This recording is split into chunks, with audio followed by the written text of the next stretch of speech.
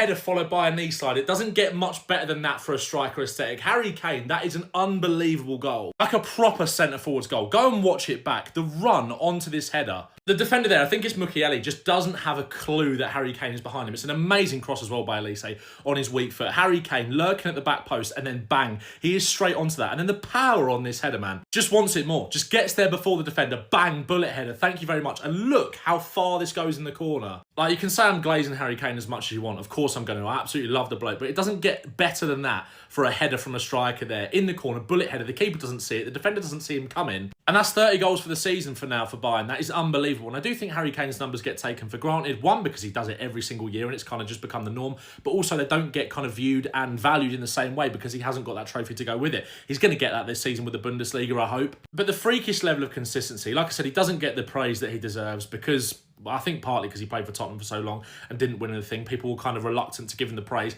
He is doing it on the biggest European stage. Yes, he's playing for one of the biggest teams in Europe, one of the best teams in Europe with amazing service. But 30-plus club goals in the last 11 seasons is insane consistency. Like, it's unbelievable. And he's just showing no signs of slowing down. And I love it. And he's going to get that trophy this season. It's probably not going to be the Champions League, although they were 1-0 up at half-time to Bayern Leverkusen. I'm recording this video at half-time, but I just wanted to talk about that goal. Proper centre-forwards goal. I love it. And a lot of people are going to criticise Xabi Alonso. And listen, I'm going to say something about Xabi Alonso. Why? Why? That's my question. Why? Without a recognised striker? I don't know. Was Boniface injured? Patrick Schick was on the bench? Even I don't understand. Like... I think he overthought it. He definitely overthought it. And you want to know what confirms that? Granit Xhaka came out after the game and he said something along the lines of, those are his tactics, those are his ideas, without or with a number 9, something. That pretty much tells you everything you need to know, really. On top of that, during the game, you lot have seen the footage, Florian Wirtz and Jeremy Frimpong on the bench arguing. I don't know if they were arguing with each other. I don't know if they were just, outing their frustrations. I don't know if they were angry with the gaffer, but there's something wrong. They're both not happy about something. And if 2 players are not happy about something on the bench after they've been subbed off, something's wrong. Something's wrong. So it's up to Xabi Alonso now to come together with the team and try and, bring back some sort of togetherness, because it's not looking good, man. It's not a good look. I'm wearing the Bayern Munich top for my boy, and he's only gone and bagged himself a brace. Sorry, I thought Harry Kane didn't turn up in big games, especially not big games in the Champions League. I thought that was a narrative, but no. Bags 2 goals, and his header for the first goal as well, by the way. Absolutely lovely header. And I know everyone was focused on the Liverpool PSG game tonight, but that's a massive win for Bayern. They beaten them 3-0, obviously Mukiele getting sent off in the 62nd minute as well, but they were already 2-0 up by that point and dominating. Absolutely dominating. Harry Kane with 2 goals, obviously his second one was a penalty, but he won the penalty himself. Jamal Musiala with what was an absolutely horrendous piece of goalkeeping, just drops the ball at Musiala's feet for a tap-in, but Musiala gets one up in the Musiala versus Wirtz debates that were going on all before this game. And that front four could win them the Champions League. It really could. Michael Elise, sensational cross for Harry Kane's first goal. I mean, he's so good. He's so good. Kingsley Coman, I mean, I feel like these 3, that is the main thing of this front four. And then whoever plays on the left-hand side just sort of is there. As bad as that sounds, I mean, Coman scored Champions League winning goals for Bayern Munich. Like, he was an unbelievable player. Not sure he is so much. Obviously, injuries and stuff have hampered his career lately. And as well, myself included, I said that I thought Xabi Alonso would be able to get the better of Vincent Kompany over 2 legs. I thought that he would come out on top and I thought Leverkusen would come out on top because he's a superior manager, etc. But fair play to Vincent Kompany. Fair play. Bayern Munich have done it. They are in the quarterfinals of this season's Champions League, joining Barcelona, the 2 teams to be confirmed in the quarterfinals. Actually, you know what? We're just going to add Inter Milan because, bro, they're winning 4-1 right now. 3 teams confirmed in the quarterfinals of the Champions League so far. Barcelona, Bayern Munich, Inter Milan. And it looks like Bayern Munich will be playing Inter Milan 100% confirmed in the Champions League quarterfinals. Harry Kane only goes and done it again, bro. This guy is having a brilliant season. I just want to know how Bayern Munich won this 5-0. How they won this both leg, 3 goals at home, 2 goals away from home. to the team that were undefeated last season. Bayer Leverkusen won almost every game last season or drawn every game, found a way to always come back. How have they given us a popcorn and nachos, but this season they give us nothing? Bro, I don't get it, bro. Bayer Leverkusen, what happened to you? But honestly, Bayern Munich and Inter Milan is going to be a game, bro. The best team in Germany and the best team in Italy going head-to-head in the quarterfinals. I cannot wait for that game. Why isn't Harry Kane in the discussion for the Ballon d'Or this year? You hear Rafinha, Mbappe and Salah. Those three names. People have decided it's going to be one of them at this time. However, there's still a lot of football left to be played. If things pan out a certain way for Bayern Munich and for Harry Kane, he's in with a proper shout. We know his goal-scoring stats are out of this world. However, they're still in the Champions League. In quarterfinals, Inter Milan, tough tie. Bundesliga titles wrapped up. Leverkusen ain't coming back. And they're in the Club World Cup in the summer too. Just look at his stats since joining Munich. 81 games, 76 goals, 23 assists. What are these numbers? Incredible. He's got the stats, you can tick that. Trophies, pending. It's going to be tricky for Bayern to do everything I just mentioned there, especially in Kompany's first season, but it's still a possibility. So why aren't we hearing his name in these conversations? Is he not branded well enough? Is he not glamorous enough? I don't get it. I've just always been a massive fan of Harry Kane. People try to discredit him a lot with the whole trophies thing, of course. He's hated a lot. For someone who is literally just the perfect professional, he gets hated far too much. Maybe that's just the English media, the English people, the narrative. You always want to drag people down. And me, I would be so happy to see him not only lift his first ever trophy this season, but to also get some individual accolades to back up a sensational career. Special player.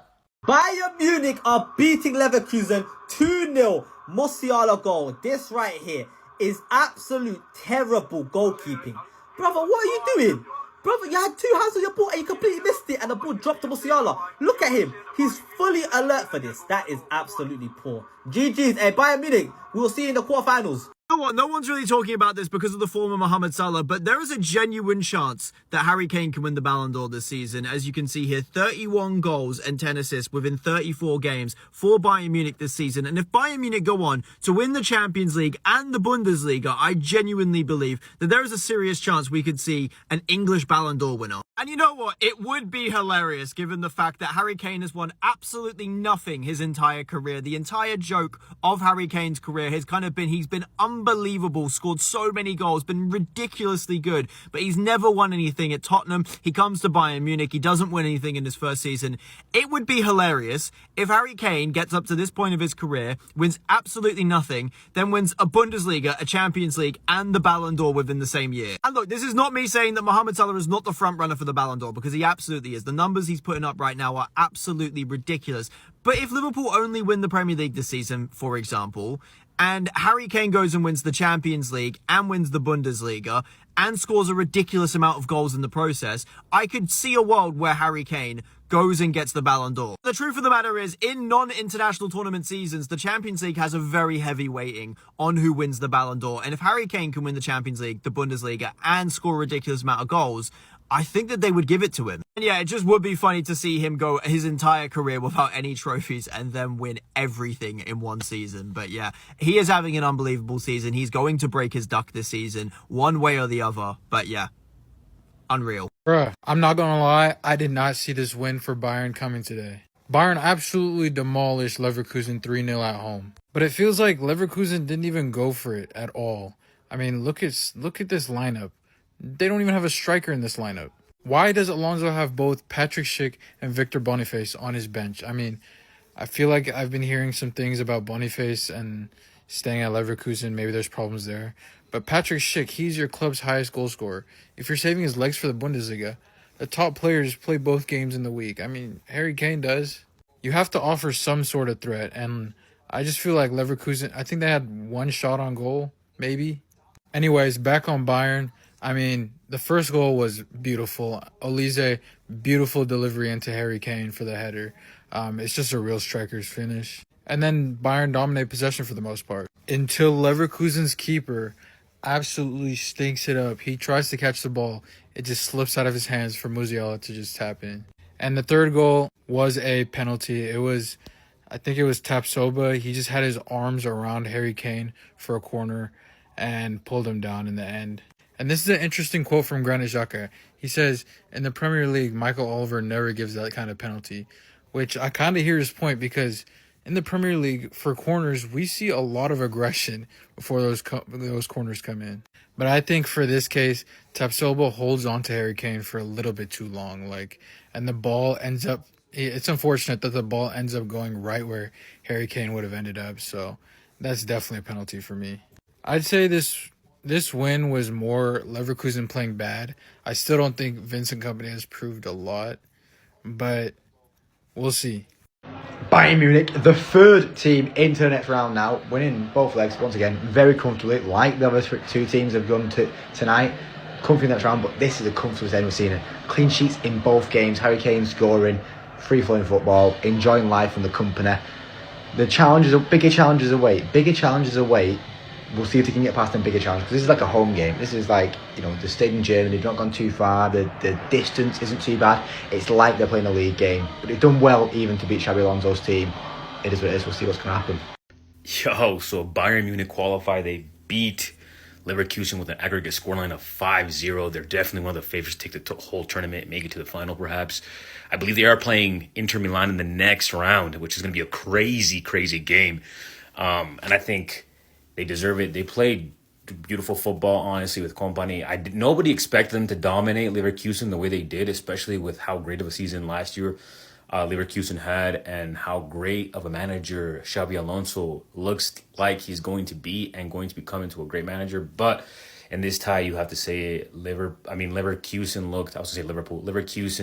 looked way out of sort. They looked like they had never played at this level, even though they're a good team, right? And we expected a lot more. We expected a closer tie, but Bayern Munich dominated them. Bayern Munich totally dominated them and dismantled them. At one point in the game, in both games, Leverkusen looked like they didn't want to play anymore.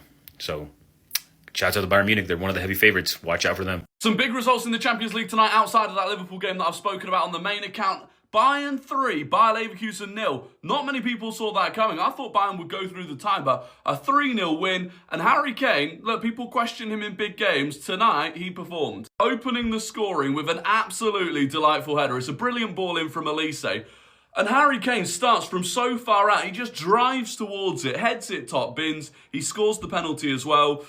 Leverkusen were down to 10 men for the final half an hour. It's just a great result for Bayern. And another big result, especially given the context. Barcelona 1, Benfica 0. Barcelona down to 10 men after 22 minutes away in Portugal. To come away with a win is massive. Pau Kabasi sent off for Barca. Really can't have any complaints about that one. I know there's a huge amount of hype around him, but big mistake. But Benfica ultimately didn't capitalise. Barcelona hanging on at times. A couple of big chances missed for Benfica. Some big saves from Szczesny. But then, on the hour mark, they give the ball away sloppily to Rafinha, who still has an awful lot of work to do. He drives forward to the edge of the box, takes a strike. I mean, it's a great strike into that bottom left-hand corner. But you look at where the keeper's positioned here. I don't think he should be getting beaten there. But he does, and it's a huge result for Barca. And then finally, Inter winning 2-0 away at Feyenoord. Really good, solid, professional result. They'd be expected to go through that tie. And having won 2-0 away from home, you'd expect they comfortably will do. Harry Kane is not only on course to wrap up all the big trophies he's missed out throughout his whole career in one season, he's also on a journey to prove all his doubters and haters wrong. I am one of those because this tie was all him, man. He's the one that made the difference. And that is one thing many people have not associated with Harry Kane over the years, man. Turning up in the big games in the knockout stages for his team. But this season, fair play, he's doing it so far, man. But before I give Bayern Munich and Harry Kane their praise, what is this setup from Xabi Alonso, bro? I know you're working miracles over there, doing what you did with Leverkusen last season. But what is this kind of setup when you're already 3-0 down from the first leg, man? That right there is the haramiest setup I have ever seen, bro. 4-4-1. Oh my God. And there's like just one attacker on the pitch. Oh my God. But Bayern had their fun with them, bro. 3-0 up already from the first leg. And this game, they just cruised through it, man. Musiala especially, bro. He has been toying with this Leverkusen team. First leg, he got a goal. But he pulled out one of the most ridiculous skills I have seen. I don't know why he didn't shoot in that position as well. He tried to lay off and the player didn't score. I think it was Muller. In this game, he pulled out a ridiculous skill as well, sending one of the defenders back home, bro. He didn't know what planet he was. And then he squares it across the box for Harry Kane, who definitely should have had a penalty because that guy was getting manhandled. The defender wasn't even looking at him, bro. He was just rugby tackling him. But in the end, it's Harry Kane who steps up. I can't believe I'm saying that about Harry Kane, bro. This guy never steps up in the big moments. But over the 2 legs against Leverkusen in the Champions League this season, he has definitely stepped up, and he has got the most goals in a single Champions League campaign by any English player, bro. I can't believe it. English players are ass, bro. What do you mean Steven Gerrard was the player with the most goals in the Champions League before Harry Kane this season? And the fact that Rashford was second on the list, bro, you would think this guy's the biggest bum in the world. And Scholes, what is he doing on there? Also, big up to the goalkeeper. Hasn't played for Bayern all season. Neuer got injured in the reverse fixture, and he came in and he done pretty well today, man. But yeah, Bayern through to the next round. I don't know who they play in the next fixture, but either way, they're on the easy side of the bracket. It's not going to be too tough a game.